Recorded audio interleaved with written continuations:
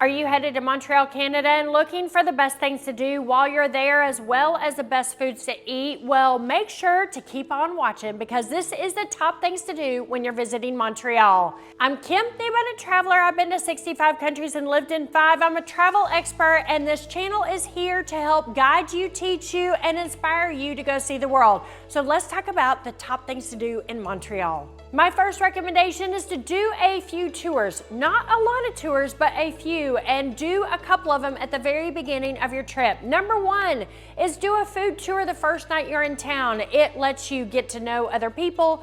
You're out eating and drinking and enjoying. You may meet some amazing people, and you have a guide to help you with all the restaurants that you're going to be eating at while you're in town if you haven't made reservations prior to traveling.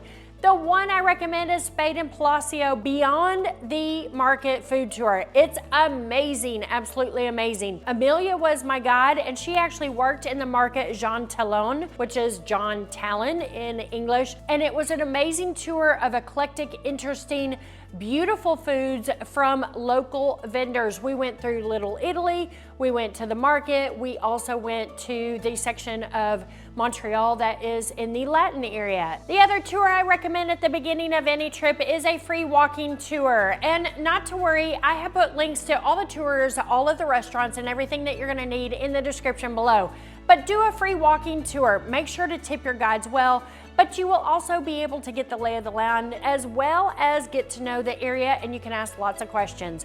A couple other tours I recommend that were great in Montreal. We did one evening in Old Town near the port. We did a ghost tour, which was fantastic. Our guide was amazing. We heard all these crazy stories about the city. She was dressed up and she scared us, etc. I mean, it was just great.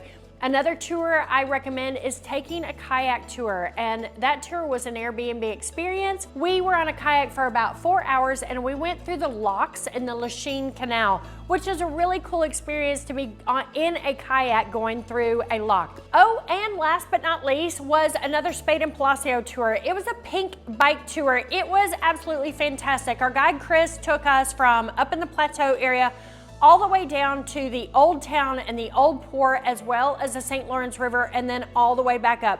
One of the good things about Montreal is it's very walkable, very bikeable, and it's relatively flat. There's not, well, of course, there's one hill heading home on that bike, but other than that, there's just one hill. In general, where do you spend your time in Montreal? I recommend spending time up in the plateau area and Mount Royal. I also recommend spending time in the Old Town and in the port. The Old Town has all of the shops and lots of tourists. It's a lot of fun. We actually didn't spend a lot of time down there.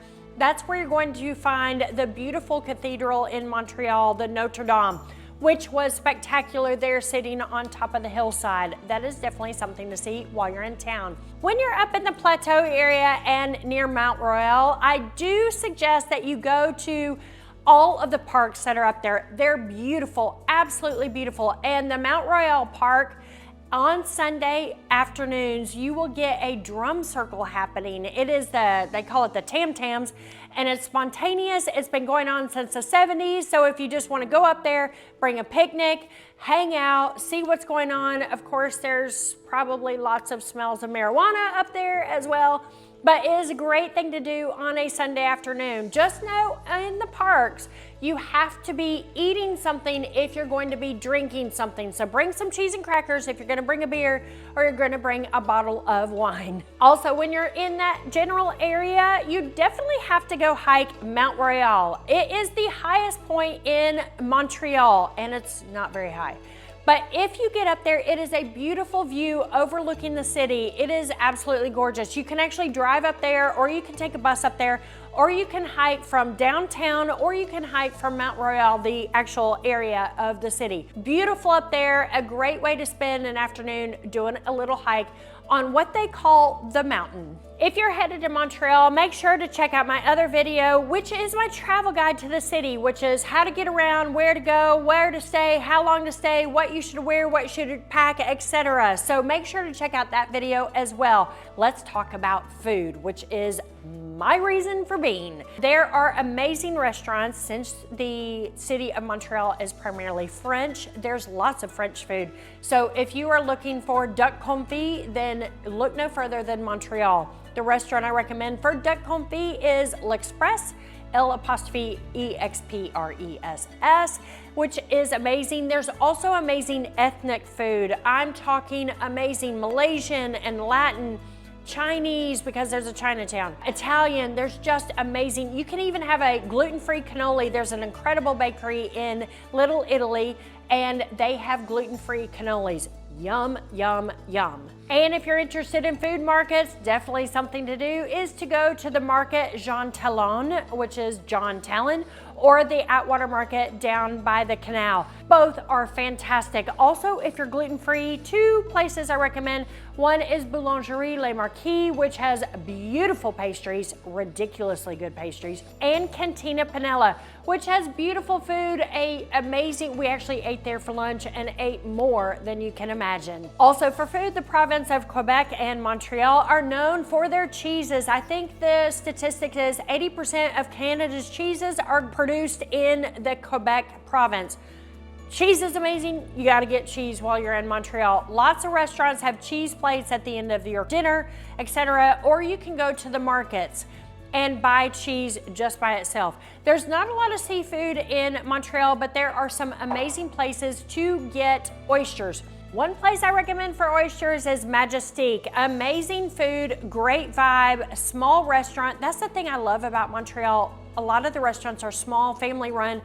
They're really cool, the food's amazing, and it's actually very, very well priced. Before I wrap this video up, let's talk about a couple of day trips you can take. No, you don't need a car when you're in Montreal, but there are a couple of day trips if you want to rent a car or you want to take the train. The Quebec area is beautiful. So in wintertime, you can go to the Sugar Shacks, which is get a big brunch and get some maple syrup, but very few are open during the summer. You can go to Mont Tremblant, which is a ski resort, very famous, charming ski resort, about an hour and a half outside of Montreal. You can also take the train to the eastern towns, where you're gonna see cheeses and wines, etc. Sort of do a day trip for all the cheeses and wines, or you can take the 3-hour train to Quebec City.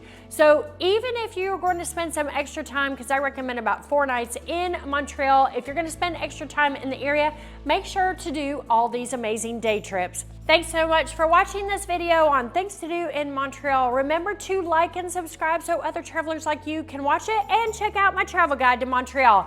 Thanks so much for watching, and I'll see y'all on the next video. Bye y'all.